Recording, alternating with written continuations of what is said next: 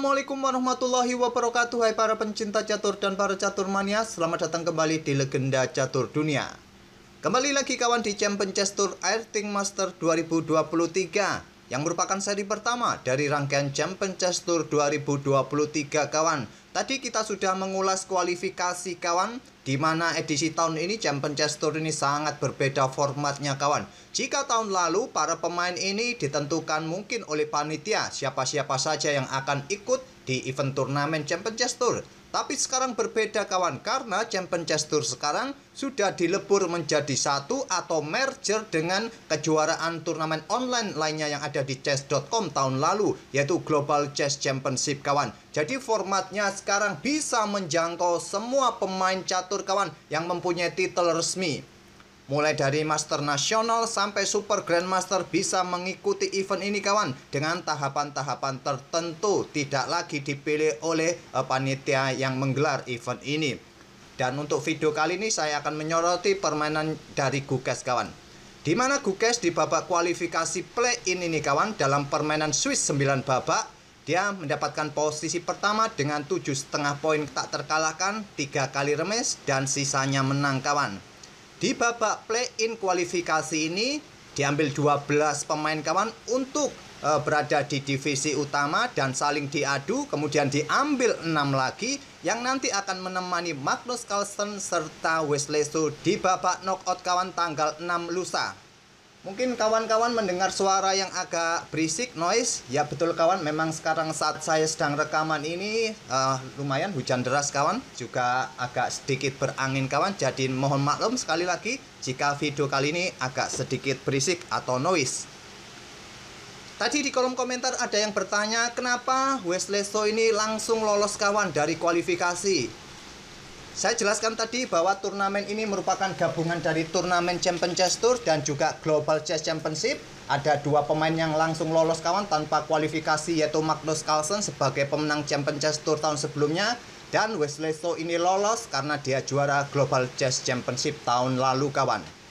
Oke, permainan dari Gukes ini kawan saya ambil saat dia menghadapi mantan juara dunia Vladimir Kramnik kawan. Setelah babak Swiss, 12 pemain yang diambil tadi saling diadu dan didapati 6 pemain yang lolos ke babak berikutnya, yaitu Gukes kawan, Nakamura, Virosa, terus ada juga Rauf Mamedov yang berhasil mengalahkan Iani Puniachi, Alexei Saranya juga berhasil menang kawan atas Caruana, dan satu lagi Arjun yang lolos setelah mengalahkan Andreikin.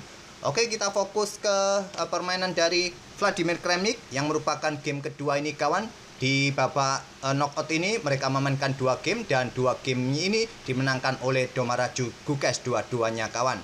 Pada game pertama Vladimir Kramnik sempat kehilangan menteri kawan, bermain tanpa menteri dalam permainan endgame. Tapi kita fokus di game kedua yang cukup menarik juga ini.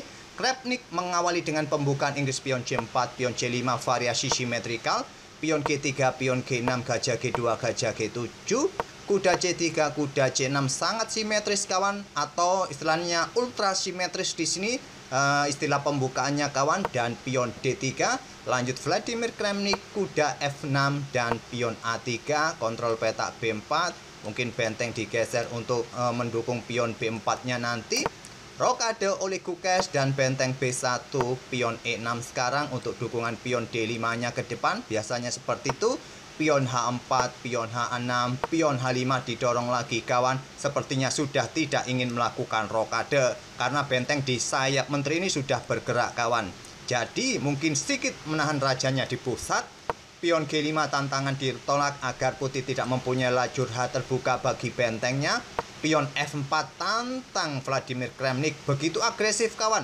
Karena pada game pertama Kramnik ini sudah kalah, jadi dia harus menang di game kedua untuk melanjutkan ke tiebreak permainan Armageddon dengan permainan yang sangat agresif. Walaupun begitu, langkah pion F4 ini tidak disukai oleh engine kawan. Engine lebih menyukai pengembangan kuda F3 atau pengembangan gajah ke petak D2.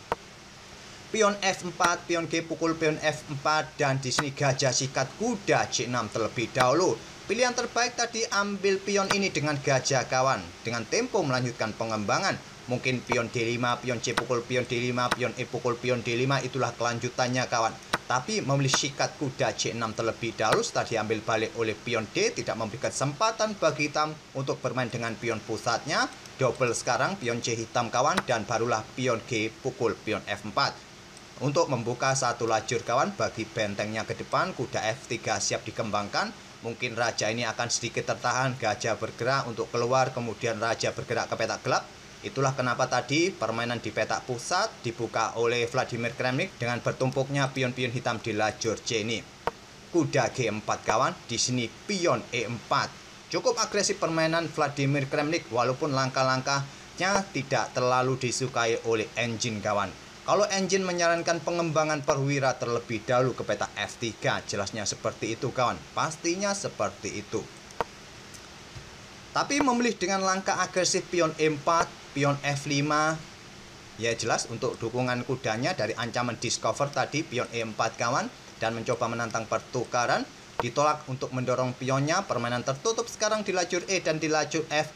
Menteri hitam keluar ke petak D4. Ancamannya di sini, dan yang paling logis menteri ini keluar ke petak E2 menjaga petak F2 kawan, tapi tidak dengan Vladimir Kremnik. Dengan langkah kuda C ke E2 memberikan kesempatan menteri hitam mulai menusuk.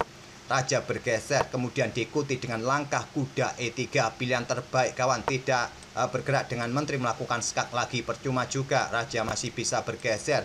Di sini kuda tadi bergerak mencoba ancam menteri kawan, dan potensi pengorbanan untuk membuka lajur D bagi bentengnya. Di sini menteri bergeser menantang pertukaran, kuda ambil pion C4 skak, raja bergeser mundur ke D1, tidak berani ambil dengan pion kawan karena ada benteng di sini. Jadi ini akan memaksa raja bergeser ke lajur C kawan, tapi menteri nanti tewas. Oleh karena itulah kuda ini tidak berani diambil oleh pion, memilih rajanya mundur ke D1, dan sekarang pertukaran menteri terjadi kawan di langkah ke-19. Kuda mundur ke B6 menghindari ancaman pion dan berusaha nanti menuju petak pusat D5. Spot yang sangat bagus kawan, karena pion-pion di lajur C dan di lajur E sudah tidak ada yang bisa mengganggu kuda yang nanti lompat ke petak D5. Gajah E3 untuk incar pion di sini, dan di sini benteng terlebih dahulu digeser untuk incar pion di sini kawan, dan jika ambil pion ini benteng bisa ambil pion yang di sini. Di sini Kremnik tidak memilih untuk ambil pion langsung, bermain dengan langkah benteng keluar juga ke D1. Pilihan terbaiknya ya ambil pion ini kawan. Kalau benteng ambil pion yang di sini, kalian bisa melanjutkan untuk ambil kuda agar kuda nanti tidak mencoba menjadi jangkar serangan putih. Tapi memilih dengan langkah bentengnya digeser ke D1 oleh Vladimir Kremnik. Hujannya semakin deras kawan, semakin berisik. Admin ini teriak-teriak untuk rekaman agar suaranya ini masuk ke recorder. Ini juga berangin juga kawan, sampai tampesan ini kamarnya admin lewat celah-celah jendela. Sebentar ya.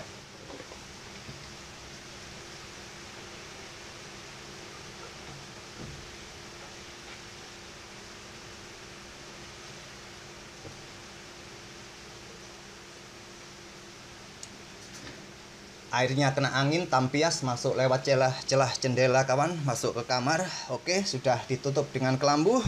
Kita lanjut ke langkah berikutnya kawan. Setelah Kremnik menggeser benteng ke petak D1, di sini gajah F8 pertahankan petak C5-nya. Kuda F3 melanjutkan pengembangan, mengosongkan petak bagi benteng bermain di lajur G. Kuda ke D5, dan di sini sebelum gajah ini mundur melakukan tempo terlebih dahulu benteng G1 skak. Raja H7, kemudian gajah ditarik mundur ke F2. Gajah E7 menghadang pergerakan perwira putih kawan untuk lompat ke petak H4. Kuda yang lompat ke petak H4, dan di sini siap untuk menuju petak G6. Stockfish menyarankan langsung sikat kawan, tapi memilih dengan langkah pengembangan gajah D7. Ini langkah yang bagus juga, atau kalian bermain dengan pion B6. Untuk memperkuat konstruksi pion C5 kalian agar tidak ditawan oleh gajah ini kawan. Ini juga salah satu pilihan, atau langsung sikat kuda tadi. Gajah D7, kuda G6, benteng bergeser ke G8, dan di sini kuda C3. Dan pada posisi ini kawan, Stockfish menyarankan sikat kuda C3 ini, tapi memilih membackup gajah di petak E7 ini kawan dari ancaman kuda ini. Karena potensi kuda pukul kuda, tak ada yang menjaga gajah, disikat oleh kuda. Oleh karena itu benteng ini digeser oleh Domaraju Kukes. Selanjutnya Raja Putih naik ke E2, pion B6 perkuat petak C5 nya kawan. Raja naik ke petak F3, gajah ditarik mundur ke D8 untuk menghindari potensi disikat oleh kuda putih. Benteng diangkat kawan ke G2, persiapan ditumpuk di lajur G, gajah terang mundur ke petak C8. Siap-siap reposisi untuk incar pion lemah kawan jika ditinggal oleh benteng, dan di sini benteng meninggalkan pionnya. Gajah A6 dibalas dengan raja ke E2 backup pion, dan gajah gelap ke C7, dan Kramnik melangkah gajah H4 untuk mengawal petak-petak gelap ini mungkin menuju petak F6 kawan. Nanti kuda pukul kuda dan tak ada yang mengawal petak F6 bisa diisi oleh gajah di petak ini nanti. Di sini gajah D8 dan sudah saatnya pertukaran ini dilakukan oleh putih kawan agar petak ini bisa diisi.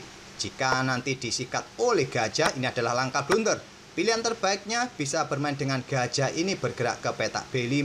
Tapi kalau disikat kawan, coba lihat ada pion yang cukup mengganggu, siap menggarpu benteng.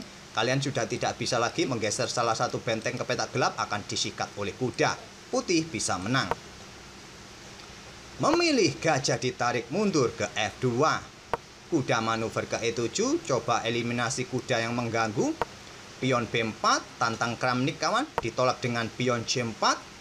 Pion D4 tantangan ditolak, di sini kuda pukul kuda. Diambil balik menggunakan pion skak, raja G7. Pion B5 dikorbankan oleh Kramnik kawan, diambil menggunakan gajah. Kalau disikat oleh kuda di sini, maka pion ini siap ambil balik. Kalau ada pion didorong maju kawan, ya simple, gajah ini ditarik mundur saja, tak ada masalah.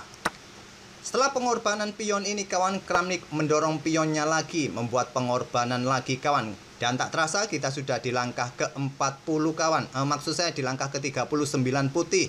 Dimana kontrol waktunya, Gukes ini hanya bermain dengan beberapa detik kawan, 25 detik. Sedangkan Kramnik masih mempunyai sekitar hampir 2 menit. Cukup cepat permainan Kramnik kawan, dan ini membuat pengorbanan pion keduanya dan diterima dengan pion E pukul pion D5. Tidak diambil menggunakan pion C karena gajah bisa tewas, tentu saja putih bisa menang. Oleh karena itu, menggunakan pion E, itulah tujuan tadi untuk membebaskan satu pion kawan. Gajah D4, persiapan discover check kawan, dan dibalas dengan benteng D6, blokade pion agar tidak terjadi discover, dan raja putih D2. Lanjut Vladimir Kramnik, gajah A6.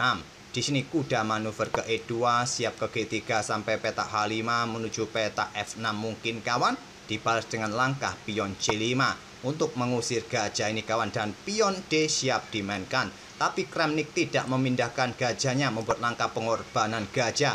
Rajanya bergerak ke petak E3 dan ditolak juga pengorbanan, memilih dengan langkah benteng F8.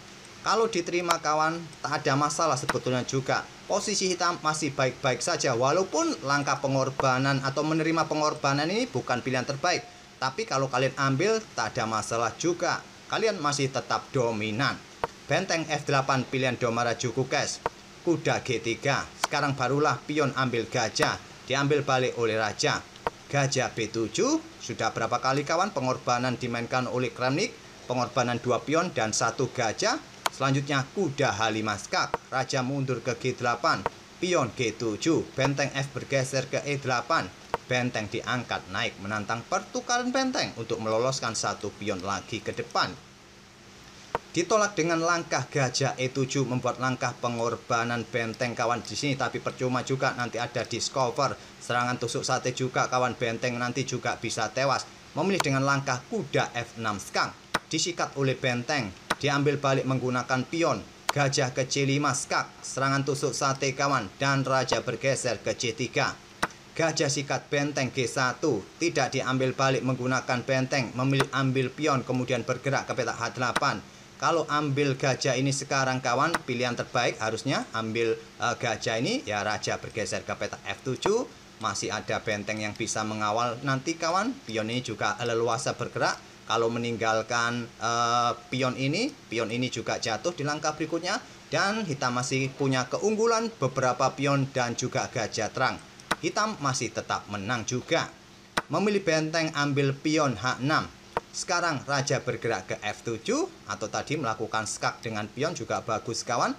Dan di sini benteng bergerak ke H8. Kalau Stockfish mempromosikan pion kawan.